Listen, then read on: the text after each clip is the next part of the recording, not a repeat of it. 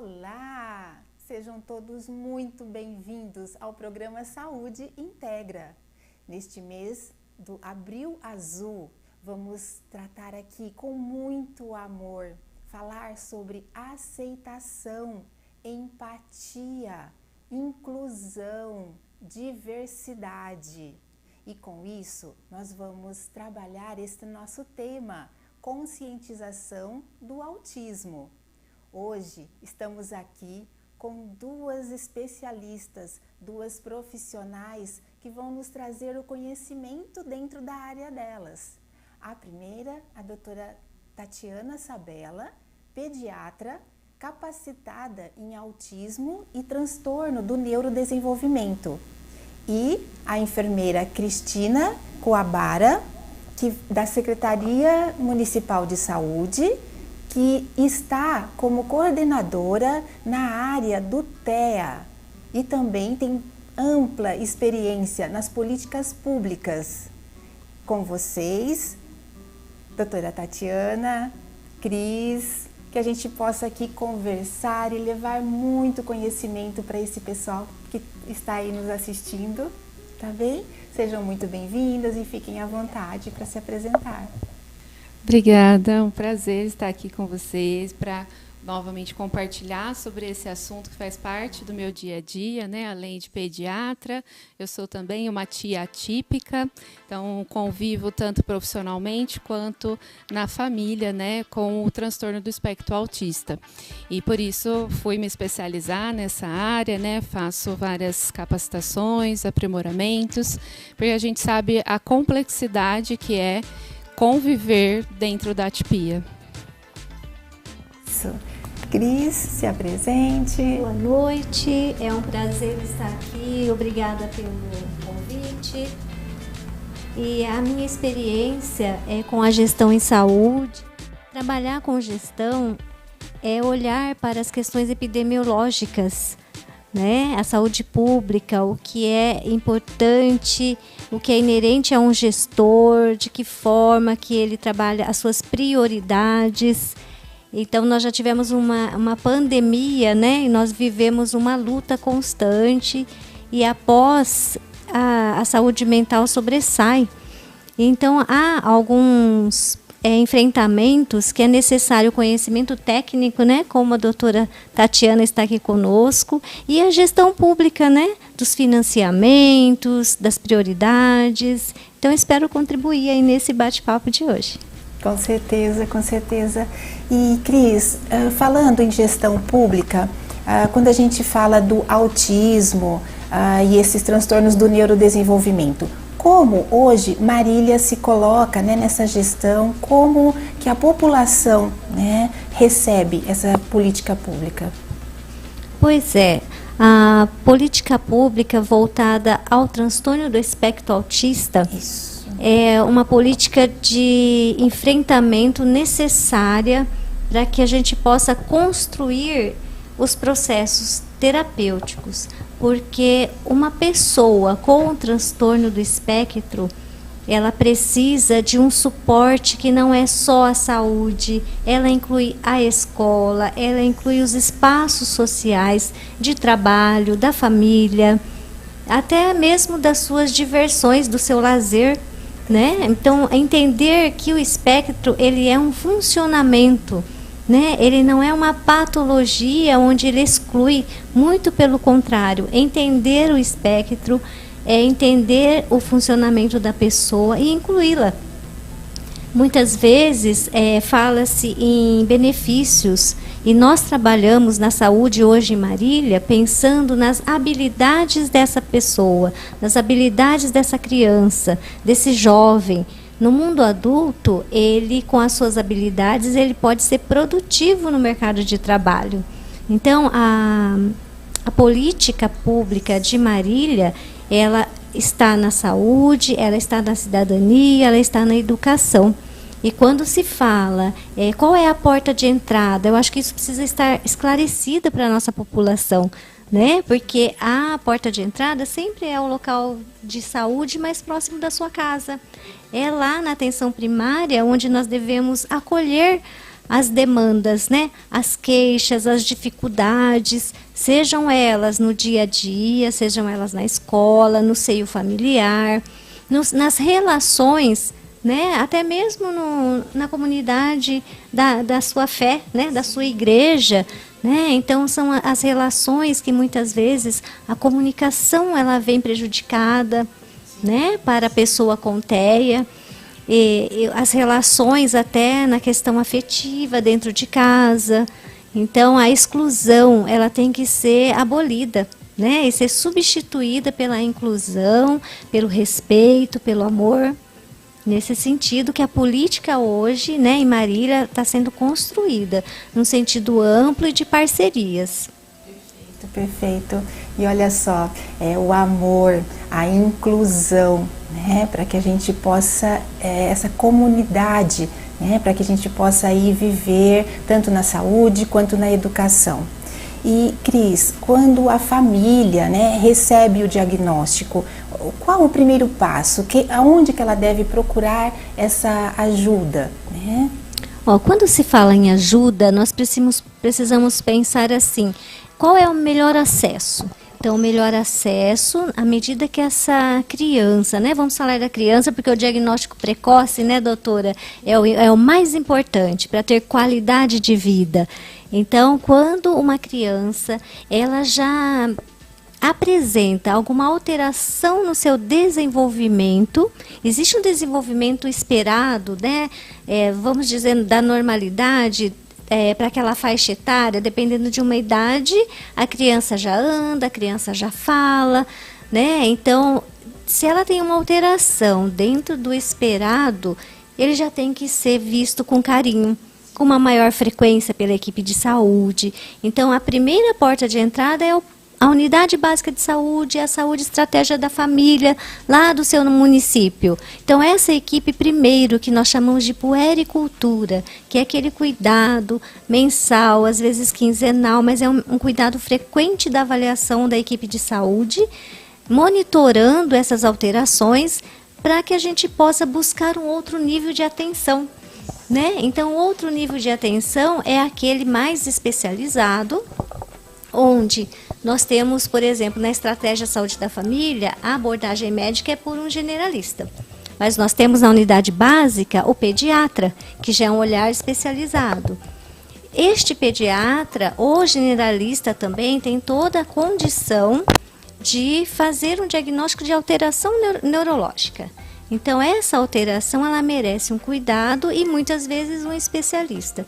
E aí entra a questão do neurologista, do psiquiatra, do próprio psicopedagogo. Então, existem especialistas hoje que se dedicam ao diagnóstico do TEA, né? Existe a ciência ABA, que ela é cientificamente, né, de impacto importante na vida dessas pessoas. A doutora Tati vai poder dizer para nós melhor. Então, é entender que o nível de atenção à saúde, ele vai se especializando para melhor atender essa criança, esse adolescente e até mesmo na vida adulta. Então, assim, não se faz um diagnóstico em uma semana, sim, né? Não. Ele precisa ser observado na evolução, mas também não podemos perder tempo, né? Quando eu tenho um paciente suspeito, ele merece um olhar multidisciplinar, onde nós inserimos o olhar do fonoaudiólogo, do enfermeiro, do psicólogo, terapeuta ocupacional. Então, uma equipe multi agregada ao conhecimento médico que se fecha o diagnóstico. Fechou o diagnóstico, quanto mais precoce, mais cedo possível, inicia-se as terapias. Então, é neste momento que o município de Marília se encontra. Perfeito. Quais são os serviços vinculados ao Sistema Único de Saúde, ao SUS, de forma que a gente possa ampliar esse cuidado, para que essas crianças, quanto mais cedo, tenham acesso às suas terapias. E existe uma classificação, né, doutora, do nível de suporte. Então, o nível de suporte 1, ele compete a que equipe, com as suas técnicas, né, podem melhorar e oferecer qualidade de vida já para essa criança. Nível de suporte 2 e 3, Então, qual é o tipo de especialista que precisa? Então, nós estamos estudando essas questões para que a gente possa direcionar o melhor equipamento de saúde, a melhor equipe, que seja habilitada, né, tecnicamente, para melhor atender essas crianças. E a questão do adulto, ele já se virou, né? Ele já tentou, ele virou nos 30, como dizia. Sim. Porque ele já teve que sozinho, né, articular os seus recursos e construir por ele mesmo formas de se adequar ali na sociedade, porque ele já se percebia diferente, sim, mas a gente não estava com a ciência aí tão, né, evoluída para chegar nos diagnósticos, tanto que há 10 anos atrás, 1 a cada 166 crianças, e atualmente é 1 a cada 36. Né? Então, assim, existe um avanço epidemiológico, porque também existe um avanço da ciência, né, em fazer o diagnóstico. Só que, diante disso, nós temos que pensar em políticas que dê conta de oferecer qualidade de vida, né? Porque uma vez com diagnóstico, precisa ter intervenção. Perfeito, Cris. Maravilhosa explicação, né? Então, é isso. E é a partir do momento que nasce uma criança, né? E aí essa família vai procurar essa atenção primária e dali vão surgindo as necessidades e ela vai sendo encaminhada. Mas que vocês possam então buscar essa atenção primária nos postos de saúde da cidade de vocês e para que possa, né, ter essas intervenções com toda essa equipe multidisciplinar. E dentro da equipe multidisciplinar, nós temos o médico. E hoje aqui com a gente, a doutora Tatiana Sabella vai trazer um pouco, né, dessa pediatria ligada aí a essa capacitação que ela tem, né, com relação ao autismo e ao transtorno do neurodesenvolvimento.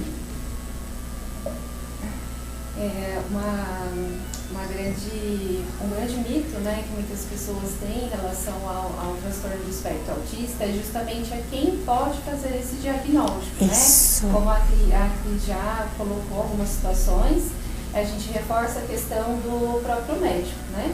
Qualquer médico que entenda do assunto, que tenha capacitação, pode dar o diagnóstico. Então, pode ser o médico de saúde da família, pode ser o pediatra, pode ser o psiquiatra, o neuropediatra, pode ser qualquer subespecialidade da medicina, pode ser até o médico generalista, desde que ele entenda sobre o assunto, tenha conhecimento e tenha competência técnica para isso, tá?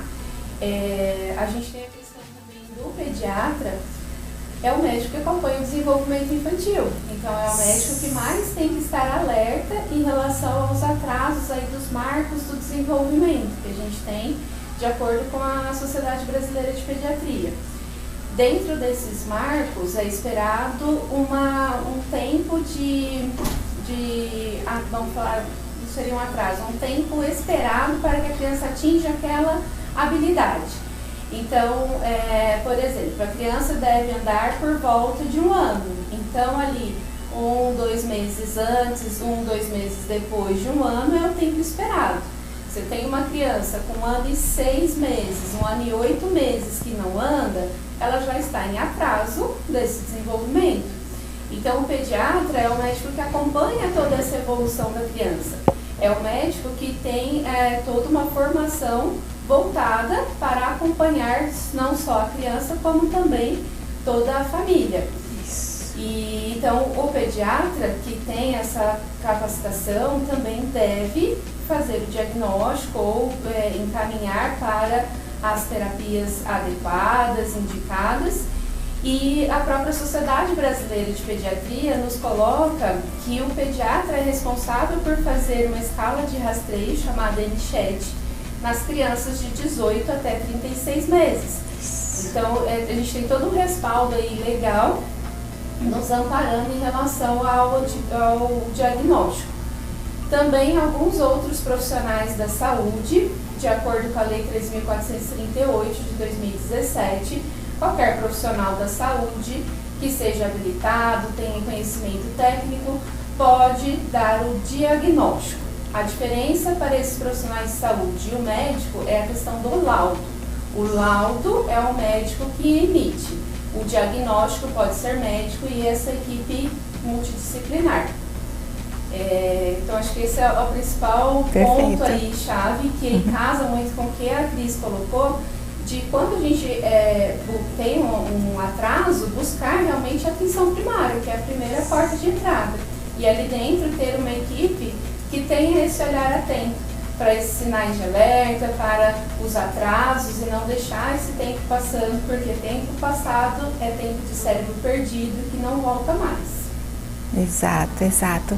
E dá para a gente comentar um pouquinho de quais sinais, né, seriam esses para que essa família em casa possa estar atenta, né? Então, que sinais que eu olho ali no meu bebezinho ou, né, nessa criança de 1 ano para mais, enfim, alguns sinais característicos para que essa família fique ligada, né? E aí procure ainda mais esse acompanhamento. Um grande sinal de alerta é a questão da regressão. A criança vinha evoluindo muito bem, ela já estava começando a falar, ela já estava desenvolvendo o seu sistema motor, então já estava andando, de repente parou. Não fala mais, não come mais, tinha um sono bom, não tem mais. Então, quando a gente tem essa regressão, ou ele vinha evoluindo muito bem, de repente parou, não aprende mais nada, não evolui, parece que ficou ali estagnado naquele degrau. Aí são sinais assim de muito alerta para a gente considerar e olhar o todo aí, porque de fato o diagnóstico não é simples, ele é complexo, exige um olhar muito ampliado, mas é um diagnóstico clínico, né, com algumas escalas de triagem, algumas escalas diagnósticas que nos auxiliam nesse processo, os fundamentos que a gente segue pelo DSM-5, que é o nosso manual de doenças mentais aí do mundo inteiro, que a gente segue ali todos os critérios para fechar um diagnóstico.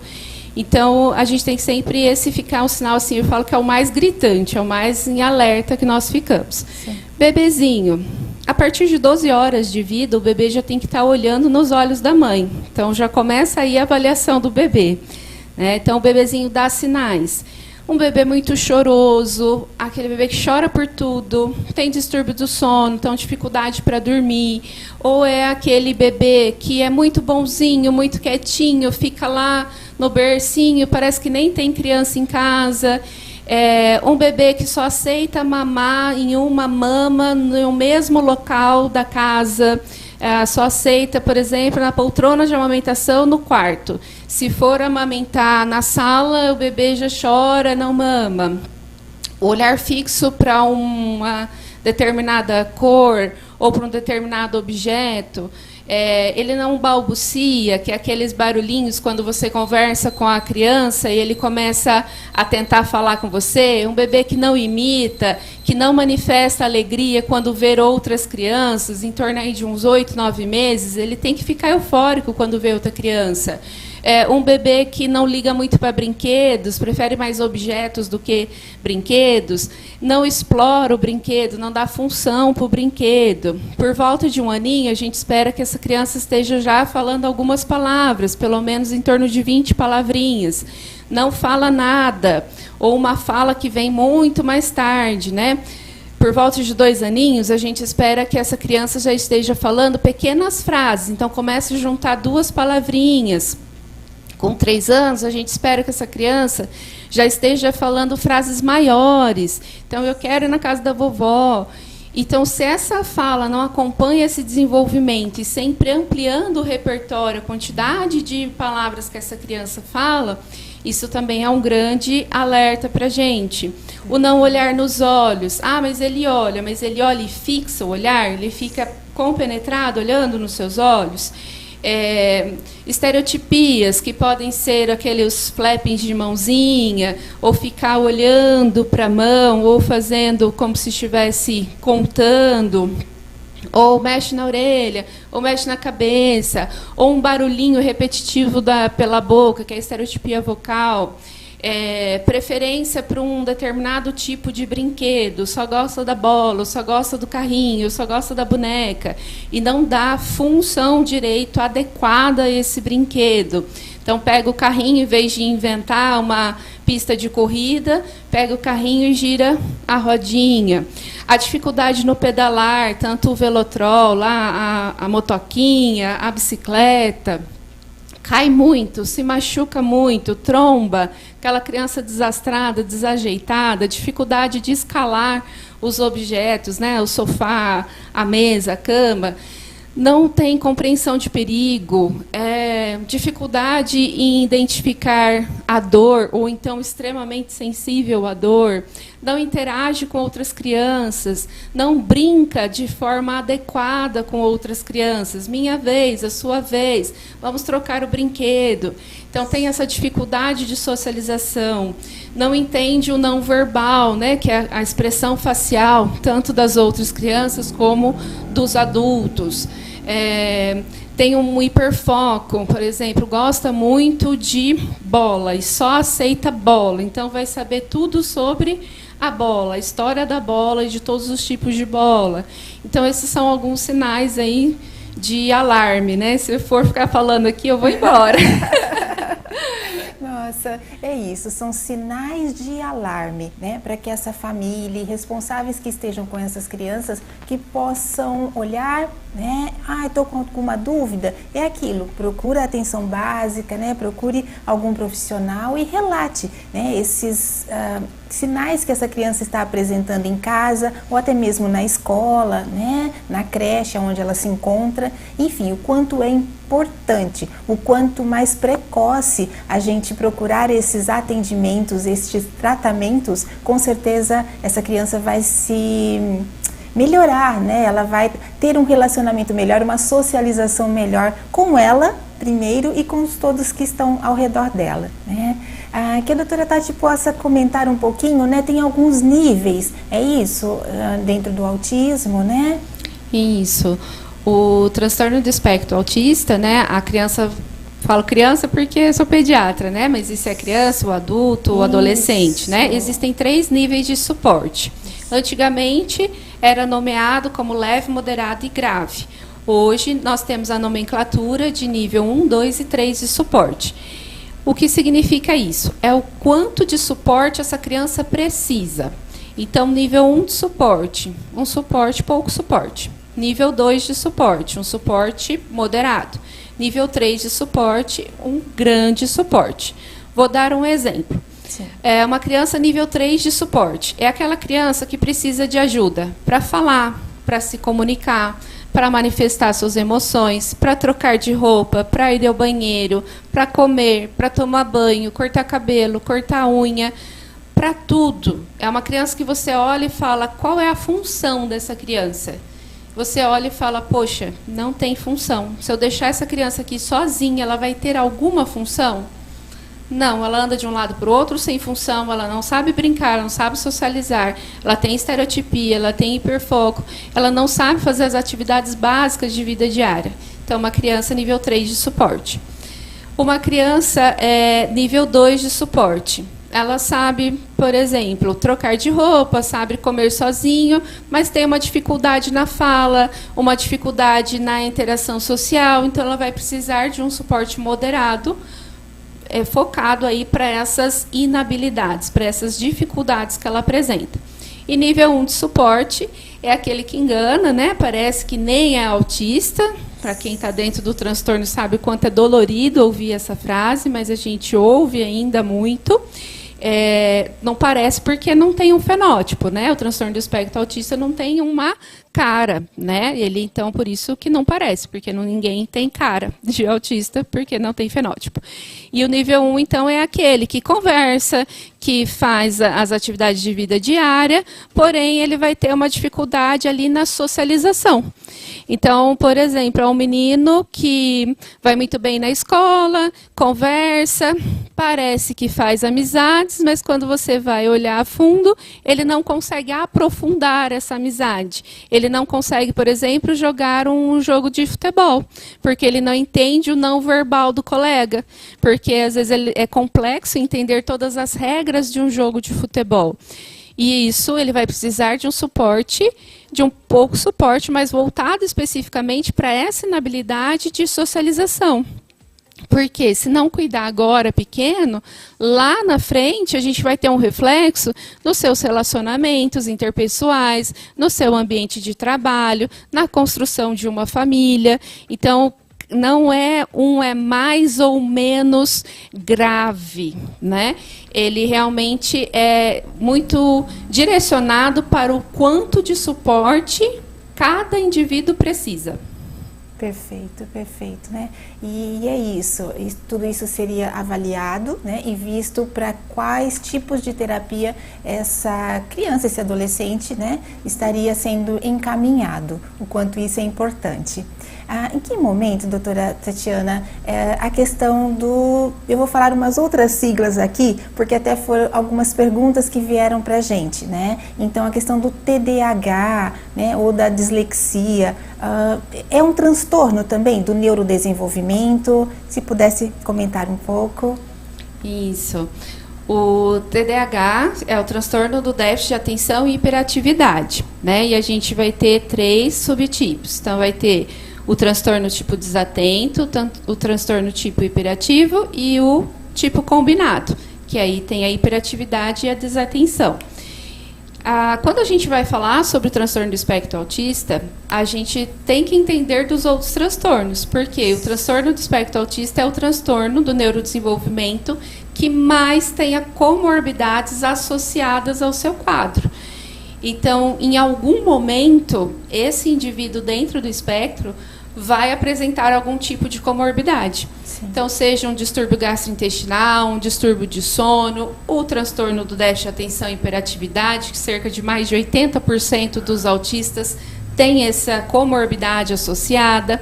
A dislexia, que tanto a dislexia, a descalculia, estão dentro, a disgrafia também estão dentro dos transtornos de aprendizagem. Nós temos também os transtornos motores. Então, a gente tem que entender dos outros transtornos até para a gente não se enganar em questão do diagnóstico, né, e não banalizar, não generalizar aí, falar porque anda na pontinha do pé é autista. Isso. Não, nós temos vários diagnósticos diferenciais. Por exemplo, encurtamento de tendão faz a criança andar na pontinha do pé. Então, não é só isso que faz a gente dar o diagnóstico. Tem que lembrar que o transtorno do espectro autista ele é multigênico, multifatorial, multicausal. Então, tem várias causas, fator genético, epigenético e fatores ambientais associados.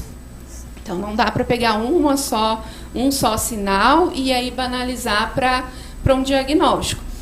E estar sempre atento quando a gente está olhando, né, tratando a criança dentro do transtorno, estar com sinais de alerta aí para esses outros transtornos, que acontece muito.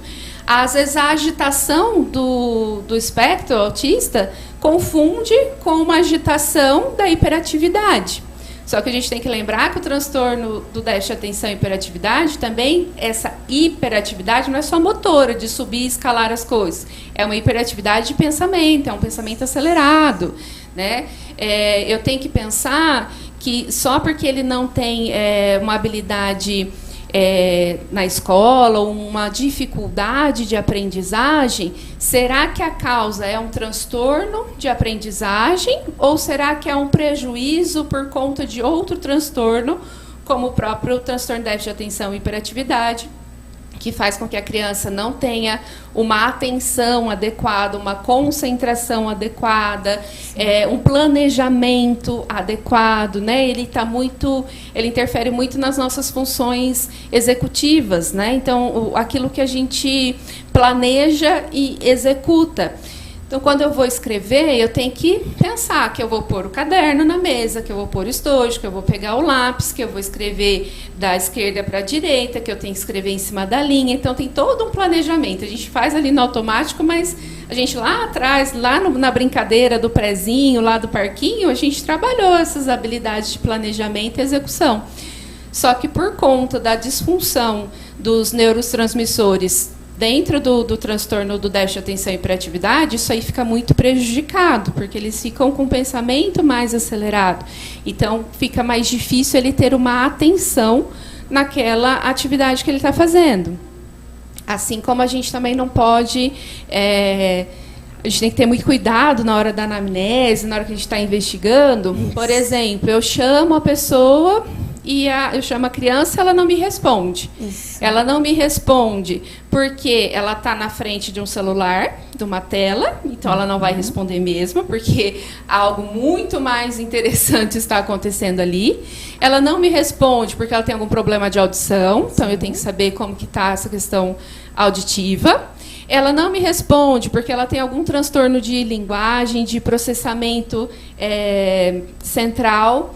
Ela não me responde porque ela está dentro do transtorno do espectro, então aquilo que ela está fazendo é o mais interessante, é o principal para ela, então ela não vai dar moral para ninguém realmente, porque ela não entende essa empatia, esse se pôr no lugar do outro, ela tem maior dificuldade nessa habilidade, ou ela não vai me responder porque ela está dentro do transtorno do déficit de atenção e hiperatividade, e aí ela está toda desatenta lá, pensando em 1000 coisas aleatórias, e ela não ouve o que eu chamo.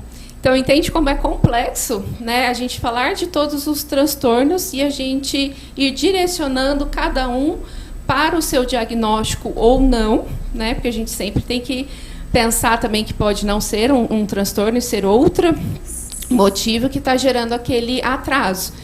Então, a gente tem que entender um pouquinho de tudo, né? Um pouquinho não, é bastante.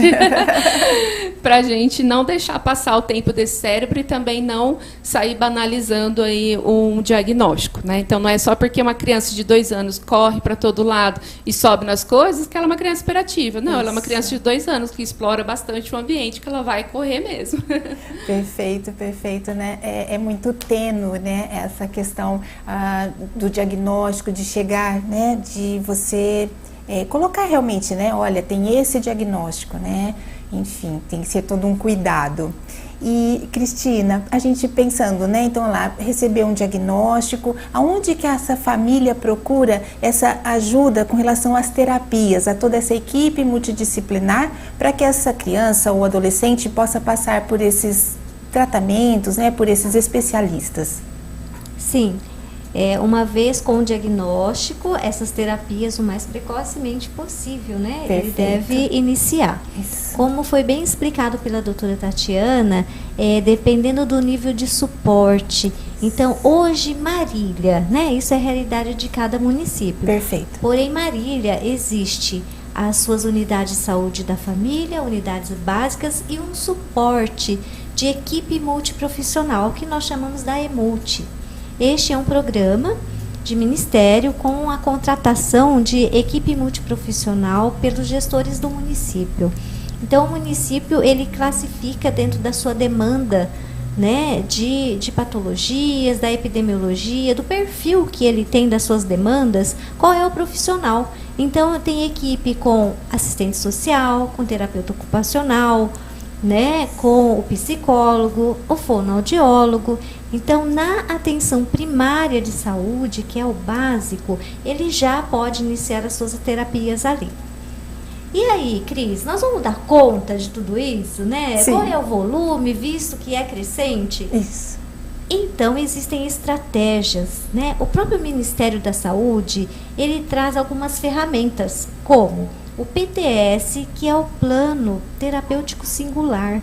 Cada indivíduo deve ter o seu projeto, a sua proposta terapêutica, onde a gente inclui outros segmentos além da saúde e a sua família.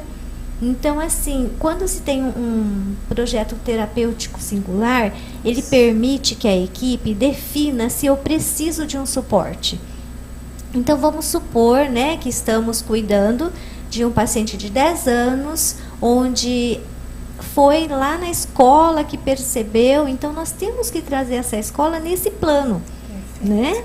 Eu preciso incluir, porque o professor, a comunidade escolar, os próprios coleguinhas, eles são importantes nesse projeto, né? Para realmente, efetivamente acontecer a inclusão, né, dessa criança. E a criança está em crise, né? Qual o recurso que essa família tem?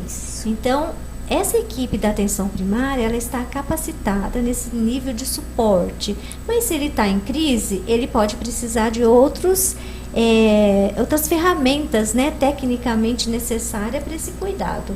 E aí, olhando para Marília, nós temos o CAPS infantil, nós temos o CAPS adulto. Então, dependendo dessa faixa etária, quando eu tenho uma pessoa, uma criança com TEA e ele está em crise, o CAPS ele é porta aberta, né? É demanda espontânea, não está bem, ele não precisa de encaminhamento. A equipe do CAPS ele está lá, que é o Centro de Apoio Psicossocial, onde a abordagem ela é em equipe multiprofissional.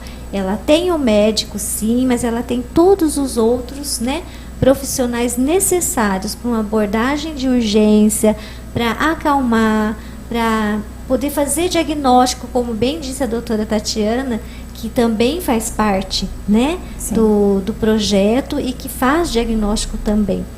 E a proposta terapêutica, ela pode ser combinada, né? Essa equipe da atenção primária, junto com essa equipe especializada, e até mesmo o hospital. Nós podemos fazer um programa, né? Um projeto em conjunto, e aí nós iniciamos uma outra ferramenta que chama matriciamento. Sou muito fã do matriciamento, viu?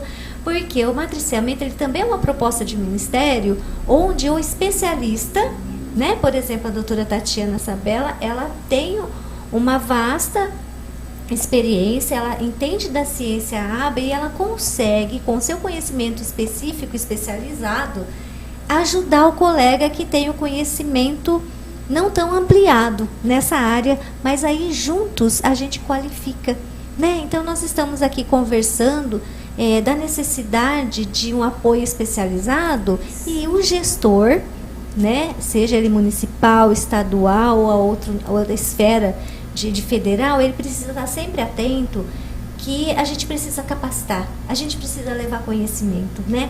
Então, gestores, invistam, né? Vamos investir em capacitações, vamos investir na ferramenta do matriciamento, que é poder colocar todo mundo na roda, né? Então, fazer um projeto terapêutico singular é isso, é você juntar conhecimentos, não só da saúde, da educação, da cidadania, né? E poder fazer algumas rodas de conversa também, né? Rodas de conversa é troca de conhecimento, é aprendizado, né? E o nosso paciente precisa disso, né? Ele precisa desse olhar individualizado das suas necessidades, de forma que ele seja compreendido.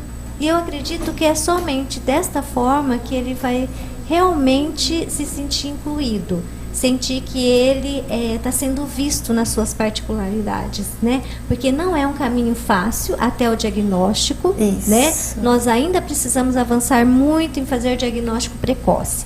E as terapias, como a Ana perguntou, elas têm que ser ofertadas em qualquer espaço de saúde, né? Uma roda de conversa lá no centro de referência da assistência social é terapêutico, né? Uma questão dentro de um centro comunitário, né? Uma igreja, uma associação, né? Então nós temos que ocupar esses espaços, né? E levar a educação em saúde. A educação em saúde, o conhecimento, ele é terapêutico. Agora, nós precisamos sim, né, ter equipamentos especializados. Então, o CAPS, o Centro de Apoio Psicossocial, que ele é demanda de porta aberta, no horário de funcionamento, ele está apto a acolher a família, a criança, independente, né, do seu transtorno. O transtorno mental vai estar no CAPS, seja ele TEA ou não. Né? Então, o hospital, ele tem outro nível de hierarquia, né? Numa urgência que o CAPS não dê conta, esse é o nível de suporte que nós vamos precisar, vai ser o hospital. Né? Uma vez internado, para ter alta, o ideal é que a gente possa conversar, né? Para que essa criança ou esse adulto, ele receba uma alta de forma responsável e a gente consiga dar um seguimento. Né? Então, é muita conversa. Perfeito, perfeito. Nossa, que bom. E agora vamos ver se o diretor tem, né, algumas mensagens do YouTube para que a gente possa aqui compartilhar com todos e de repente, né, responder alguma dúvida, enfim. muitas pessoas aí ó, participando, a gente fica muito feliz com isso. Lá, necessita de um centro de referência com urgência, de uma clínica escola, né? Um programa importante, obrigada, é isso, de levar esse conhecimento aí, para que todos possam, né, receber esses atendimentos que são oferecidos. Obrigada pelo parabéns, que a gente possa representar dentro dessa Secretaria da Saúde, muito bom. A Cris leva esse recado para todos da Secretaria da Saúde. Cris, olha só, todos gostando do programa, que bom, fico muito feliz. É isso. A Maiara, que é uma psicóloga, ela vai estar aqui com a gente. A Rosana Germano, bonita, obrigada, Rô, que linda. E é isso, lá, maravilhoso. Obrigada, Patrícia, é isso. Olha lá, o autista pode se manifestar em adultos? Sim, né? Vamos falar um pouquinho mais sobre isso. É isso, porque as pessoas vão vivendo, né? E aí com o tempo pode sim acontecer. Os mitos mais comuns, né? A doutora já falou aqui várias causas, vários sinais característicos, né? E os mitos, eles são inúmeros, certo? É por isso que a gente fala assim, vamos acolher, principalmente acolher com muito amor, porque somos diversos, a diversidade está aí, mas se a gente procura o entendimento, né, a gente não vai julgar, porque né, quem somos nós para julgarmos? Mas a gente tem que procurar o conhecimento, para que a gente possa incluir a tudo e a todos de uma maneira geral, né? Isso é muito importante. Se vocês quiserem falar algumas questões sobre isso. Só falar um pouquinho da questão do adulto, né? Por que perguntaram. favor. Então, Sim. Lembrando que o transtorno do espectro autista, você nasce autista, você não se torna. Perfeito. Então, e não tem uma cura, porque não é uma doença. Isso é um outro mito aí. Então, você nasce dentro do transtorno e vai ficar a vida inteira dentro do transtorno. O que vai mudar é o nível de suporte de acordo com as terapias, as intervenções que essa pessoa recebe. Então, o que acontece hoje, por conta dessa informação, de toda a alteração que nós tivemos da atualização do DSM-5 de 2013, a gente conseguiu ampliar a capacidade de diagnósticos, né? Então, hoje a gente vê muitos diagnósticos em adultos, por conta de lá atrás, 30, 40, 50 anos atrás, a gente não falava tanto como nós falamos hoje. Nós não tínhamos uma informação na palma da mão como temos hoje. Então, por isso, hoje a gente vê mais diagnósticos na vida adulta. Lá atrás, se a gente for pegar toda a história do autismo, lá desde 1789 ou 98, agora confundi, mas desde 1700 que a gente tem essa história, em um grande período da história, o autismo foi confundido com a esquizofrenia, que também é uma comorbidade do transtorno do espectro. Então, lá atrás a gente tinha outros diagnósticos, na verdade, não era feito o de TEA, né? E hoje a gente vê isso acontecer na vida adulta por conta desses recursos todos que temos. Aproveitando em relação ao recurso, Cris, segura aí que já você vai comentar, mas a doutora Tatiana trabalha no TEA Aconchego, então fala um pouquinho, né, o que as famílias podem encontrar lá. Isso, o nosso espaço é uma clínica interdisciplinar, então nós contamos com o meu atendimento, né? Sou médica, pediatra, capacitada em autismo e os demais transtornos do neurodesenvolvimento. Nós trabalhamos por meio da ciência ABA, que é hoje não, né? Desde 1989, que é estudada e comprovada a sua evidência científica sobre a sua eficácia, por ser quantidade, qualidade, intensidade. Então, nós trabalhamos lá com essa ciência. Então, nós prestamos a assistência terapêutica por meio da ciência ABA. Então, nós temos um psicólogo, que é a nossa analista do comportamento, e temos os aplicadores terapêuticos, né, que são os atendentes terapêuticos, os aplicadores ABA, né, onde é construído um plano individual de tratamento, assim como um PTS, né, apontando as habilidades e inabilidades de cada criança, e monta-se, então, as metas a serem alcançadas em pequeno, médio e curto prazo. Então, a equipe inteira trabalha em cima desse plano individual de tratamento. Único, com cada criança, exclusivo, para que ela consiga atingir essas metas o mais rápido possível. Isso significa que a gente está cuidando ali do tempo do cérebro dessa criança, não causando mais prejuízo a ela, pelo contrário, dando melhor perspectiva de vida, tornando essa criança mais funcional, que vai ser um adulto produtivo, um adulto que vai ter uma profissão, que vai ter uma carreira, vai pagar seus impostos, vai construir uma família, vai ter filhos, vai ser o que ele quiser ser, porque o autista pode ser o que quiser ser.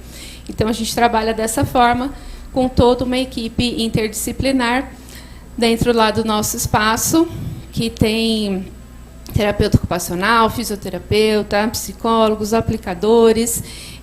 Então, a gente consegue fazer esse tratamento à base da ciência ABA, que se mostra muito eficaz, com excelentes resultados. Aí a gente tem casos de vários... prazo de 3 meses, a gente vê uma evolução absurda por trabalhar dessa forma dentro da ciência ABA. Que lindo, né? A Cristina gostaria de fazer alguma colocação? Nós vimos uma questão, pontuada ali por uma participante do centro, né? O centro de referência, multidisciplinar, de referência. Isso é uma necessidade, e que a gestão, a gente precisa lembrar que essa atual gestão, ela fez 100 dias de governo dia 10 de abril. Exato. Né? Então, nós estamos trabalhando há pouco tempo, mas a todo vapor. E ele está sendo estudado, sim, um centro, há várias mãos, várias ciências, né, juntas, para que a gente possa fazer o melhor.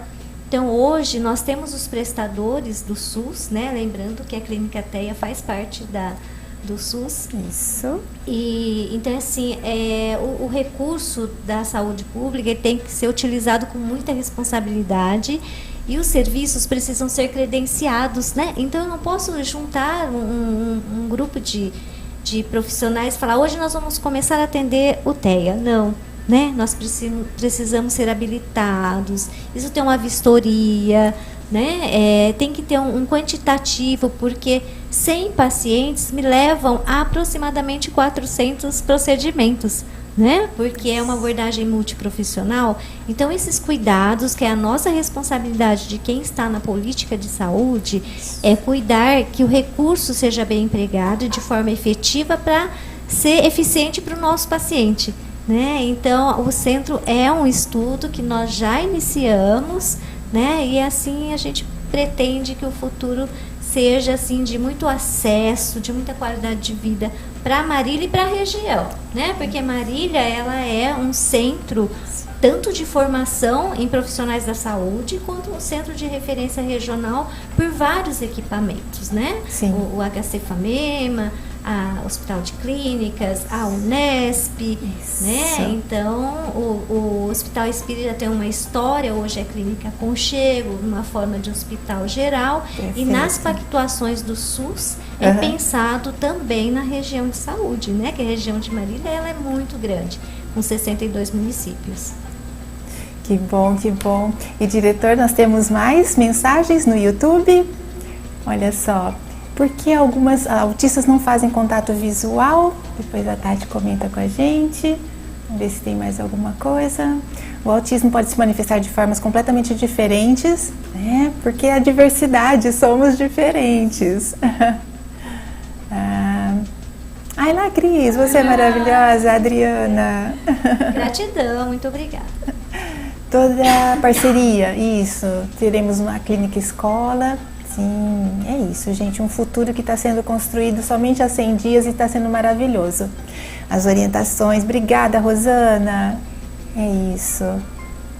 Que a gente possa compartilhar muito e muito, né? Vocês querem fazer alguma colocação, fiquem à vontade. Acho que foi contato visual, né? Teve uma questão. Foi, isso. Em relação ao contato visual, como eu falei lá no comecinho, né? Ele começa com 12 horas de vida. Então, o bebê já começa a olhar nos olhos da mãe, né? A gente sempre vai falar da mãe porque está ali amamentando. Certo. E por que isso acontece? A criança tem um neurônio espelho. Então, ela olha fixamente e copia aquilo que você está fazendo para ela. Então, o bebezinho lá com os 2 meses, você olha, o bebê está lá fixamente olhando nos seus olhos. E aí você vai mexer com o nenezinho, como que você vai abordar o nenê?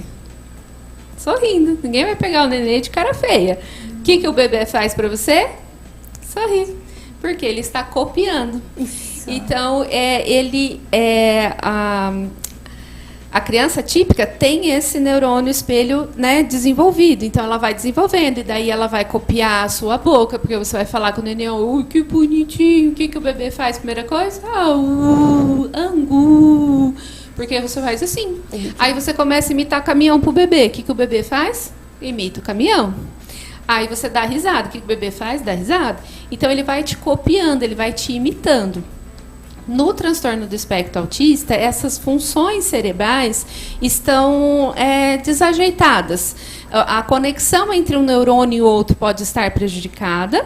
O funcionamento de um neurônio pode estar prejudicado, ou os neurotransmissores que atuam ali na fenda sináptica podem estar com algum déficit aí da sua liberação ou dos seus conectores, seus receptores.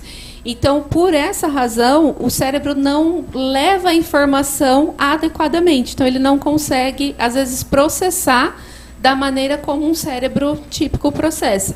Então, por todos esses motivos, ele acaba que não tem o contato visual. Mas também não é regra, porque tem autista que tem contato visual. É isso. E até perguntaram também algo que você já trouxe pra gente, que não tem um fenótipo, né? Não tem algo que fale, né? Que olhe e fale, olha, você é ou não é, né? O autista. E sim, essas características todas que vai, né? Do avaliador, deve ter um certo número, enfim, de que realmente caracterize essa criança, esse adolescente. Isso, ele tem que atender todos os critérios diagnósticos que a gente usa do DSM-5. Né? Então, tem critério A, B, C, D e E. Então, do critério A é relacionado à comunicação e à socialização. Então, ele tem que atender os 3 critérios, que é a limitação socioemocional, a limitação na compreensão da comunicação não verbal e a limitação no iniciar, manter e desenvolver comunicação, relacionamentos, comportamentos, se ajustando de conforme as alterações e a evolução daquela conversa, né? Então, ele tem que ter esses 3 prejuízos, né? Esses 3 sinais. No B, que são os movimentos repetitivos, estereotipias, os interesses restritos, os interesses fixos, né? Só tem interesse em determinada coisa, ou objeto, ou assunto, né? Os hiperfocos, e a hipo ou a hiperatividade sensorial ao ambiente. Então, desses 4, tem que ter pelo menos 2. O C, ele deve estar presente desde a primeira infância. Então, quando a gente fala aí do diagnóstico da criança maior, do adolescente, do adulto, a gente vai investigar desde o nascimento. Então, os sinais têm que estar desde o nascimento. Pode ser que não tenham percebido, mas ele estava lá. O D, ela deve gerar prejuízo na vida da pessoa. Então, por que você é adulto hoje está fazendo diagnóstico? Se existe um prejuízo, existe um sofrimento na socialização, nos seus relacionamentos, no trabalho, existe um prejuízo, então sim, ele tem que ser diagnosticado e tratado, tá? E o E não pode ter nada que interfira nesse diagnóstico. Então, por exemplo, como eu falei de outras comorbidades, também tem que pensar, por exemplo, é um atraso de neurodesenvolvimento porque é um bebê prematuro, foi um prematuro extremo, lá com 28, 27 semanas de nascimento. Então, será que está avaliando ele dentro da idade corrigida? Eu estou avaliando o desenvolvimento dele nesse sentido? Então, tudo isso a gente tem que levar em consideração. Existe uma questão de uma convulsão que gera lesão cerebral? Existe alguma síndrome genética que vai me levar para outros diagnósticos? Então, não pode ter nada que atrapalhe esse diagnóstico. Então, se atender esses 5 critérios, aí sim a gente pode fechar o diagnóstico. Perfeito, perfeito, né? Então é isso, pessoal, são vários critérios que devem ser analisados e levados em consideração. Uma outra pergunta que foi feita é com relação aos adultos, que a doutora Tatiana também comentou, né, que sim, eles estão presentes. A Cristina também tinha colocado, né, que é isso, a pessoa vai levando a vida, né, vai caminhando, é um processo, e aí na idade adulta apresenta, né, alguma característica ou algo ali que chame atenção, digamos assim. É isso, né, Cris? É isso. A experiência é recente também, mas o adulto, ele tem nos procurado porque ele está sofrendo na inserção na sociedade mesmo, né? De uma forma que deveria ser mais natural, ele está sofrendo. Então, por exemplo, no mercado de trabalho, aquele que tem uma sensibilidade para um aperto de mão, isso tem que ser entendido, né? Então, já no momento da entrevista, que isso fique claro, né? Que a gente possa olhar para essa pessoa com TEA e entender, né? Que o setor que ele pode trabalhar porque ele tem habilidades importantes, isso é bom para a empresa, mas ele não pode ter o aperto de mão, por exemplo, né? Porque isso vai desencadear nele uma crise, né? Então, entender, né, que isso é um funcionamento assim, e pode ser respeitado, e ele pode exercer uma atividade, ser produtivo para a empresa da forma como ele é, com essa restrição, né? Então, eu acho que é isso que a sociedade precisa conversar mais. Eu quero deixar aqui um abraço especial para o grupo de mães, né, das associações que com tanto carinho têm me acolhido. Eu espero estar acolhendo elas também, porque o aprendizado é incrível. Quem vive ali no dia a dia as questões, que a gente possa ouvi-las, né? Porque ouvir, eu vou estar tentando construir algo para eles e com eles, né? Então, o adulto, ele está chegando mais devagarzinho, mas ele está chegando com sofrimento, né? Porque ele precisou sozinho, né? Derrubar barreiras, e hoje a gente quer falar junto com eles, poder ouvi-los e trazer, né, uma inserção na escola, no mercado de trabalho, na sociedade, onde ele quiser, como a doutora disse, ser quem ele quiser. E que tenha o suporte, né, da sociedade. Nós somos a sociedade, né? Nós estamos aí numa responsabilidade com a nossa sociedade e que precisa ser levado a sério. Então, acho que essa causa, né, do autismo, ele nos abre portas para olhar para outras questões, outras deficiências. Como não tem a questão de olhar e perceber, então ele vem classificado, né, doutora, como uma deficiência oculta, né? Ela está escondidinha, mas ela funciona, né? Até existe a questão dos símbolos, né? De usar o cordão para identificar, isso, o CIP-TEA, que é a carteirinha de identificação, né? Então, a pessoa que consegue, que entende que é importante, procura para fazer a sua carteirinha de identificação, né, do autista. Ele pode também te dar alguns direitos, é importante a gente saber que temos direitos, perfeito, né, para que eles sejam garantidos. Perfeito. E abre portas para outras doenças, né? Existem doenças raras, que são em um número pequeno, mas se a ciência está aí para fazer diagnóstico, a gente precisa fazer, né? Então, eu acho que tudo que nós conversamos hoje leva a isso, né? A informação, a busca de um suporte que pode nos ajudar, né? E a ciência é assim, ela vai crescendo à medida que a gente participa dela. É isso, né? É toda uma rede de apoio e principalmente é o respeito a essa inclusão, é o respeito à diversidade. Então, que possamos abrir, né, os nossos horizontes para que a gente possa conhecer, porque só conhecendo é que a gente vai entender, aceitar, né, e poder conviver com esses são seres humanos assim como nós, né? Porque cada um tem, né, as suas habilidades ou inabilidades, enfim, que possamos compreender todo esse universo, né?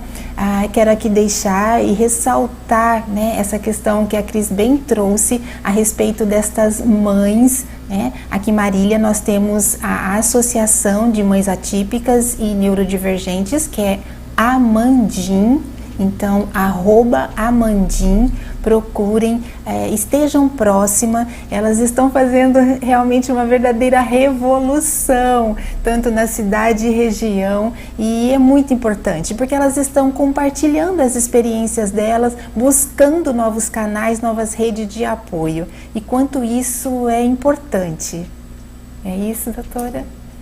Perfeito. A gente sempre fala da tríade do tratamento, né? Que é a família, a escola e a equipe terapêutica. Isso. E a Amandinha é essa representação de família como alicerce, como base, como esperança, né? Porque elas realmente correm atrás e mostram que nós temos, né, o nosso espaço, né? Que os filhos, né? Falar como filhos. Sim. A gente tem o espaço de cada criança, de cada adolescente e de cada adulto. Então, é fantástico o trabalho que elas têm proporcionado aqui na nossa cidade. E deixo todo o meu carinho e respeito por cada uma de vocês. Obrigada por isso, obrigada por participar tanto, por engajar tanto, por levar tanta informação, né? Que eu sempre falo, a informação é o que salva, né? Informação de qualidade, mostra esperança, um caminho certo a seguir, e é para isso que a gente está aqui, para segurar na mão de um dos outros e mostrar o caminho correto e seguir em frente, porque quando chega o transtorno a gente fica realmente sem chão. Mas existe um caminho, existe o melhor caminho, existe a solução e existe muito apoio de outras famílias também, né, que vivem com a atipia. E é só gratidão por vocês, mães atípicas. Obrigada por tudo. O acolhimento, como é importante, né? Esse acolher, você se sentir amada, você sentir que você tem esse colo, seja para rir, seja para chorar, né? E principalmente para compartilhar todos esses sentimentos, porque as emoções estão aí, né? E a criança está ali crescendo cada fase e precisa, gente, precisa ter essa rede de apoio, esse suporte, né? Para que todos possam conviver, todos possam viver de maneira harmoniosa. Cris, se você coloque mais alguma, né? Eu quero deixar gratidão, né, por favor, pelo convite, né? E assim, a gente precisa fazer com paixão, né? Quando se agrega a questão da dedicação, do amor pelo que faz, eu acho que a gente consegue avançar muito. Né? Então, essa oportunidade de estar aqui aprendendo mais um pouco, isso, aprendendo junto, né? E dividindo, né? Porque o conhecimento ele faz sentido quando você divide, né? Não fica só para você. E a saúde pública ela é muito desafiadora, né? Porque às vezes demora muito para você ver o impacto, porque você tem que atingir um número importante, né? Para ele aparecer. Mas o trabalho é de formiguinha, né? O trabalho é aos poucos e todos os dias. Importante estarmos no Abril Azul, né? Que é em função, ele é azul por causa da prevalência no sexo masculino, mas nós temos as meninas também com diagnóstico, mas é uma história, né? Do porquê do azul. Então, o Abril Azul em Marília, ele está intenso, cheio de muitas ações importantes. Nós vamos encerrar o mês, mas as ações continuam por todo o ano no Bosque Municipal dia 27. Fiquem atentos às nossas divulgações, né? São momentos para levar informação, são momentos para realmente tornar público a importância que tem para Marília, para a gestão, né? Para o executivo, para o legislativo, essa causa do autismo, né? Então nós estamos num mês bastante intenso, todos juntos. Amanhã tem capacitação, a nossa doutora vai estar lá, né? Os médicos do CAPES, que são especialistas, estarão lá. Então é isso, sabe? As equipes multiprofissionais, nós estaremos ali compartilhando conhecimentos, estratégias, né? E para levar o melhor. É isso, né? Que a gente possa levar o melhor para vocês com muito carinho, com muita atenção. Doutora Tatiana? Só agradecer o convite mais uma vez por Obrigada. Estar aqui nesse mês todo especial e intenso, né, Cris? Muitas atividades. E é assim mesmo, esse mês a gente ressalva ele aí, a gente faz bastante campanha, mas não para por aí, né? O autismo continua e as nossas ações seguem por todo o ano, né? E tanto é o tema da campanha esse ano, né? Informação gera empatia e a empatia gera respeito. Então, isso a gente leva para o ano inteiro com esses momentos, né, aqui e nas rodas de conversa. Então, eu falo que todo momento é uma oportunidade da gente estar falando, dando voz e acabando de vez com esses mitos, levando a informação de verdade e de qualidade. Então, sou muito grata por estar aqui hoje, conversando com vocês e disseminando aí mais algumas sementinhas, dividindo e compartilhando todo o conhecimento que a gente tem do assunto. É isso, que possamos ser canal, né? Canal de muito conhecimento, de muito amor, que possamos deixar isso fluir, né? Para que atinja os outros lares, as outras pessoas e isso flua entre vocês. Né? Eu quero deixar aqui os arrobas, então o arroba do programa Saúde Integra, o arroba da TV+, o arroba da Amandim, que é a Associação de Mães, né?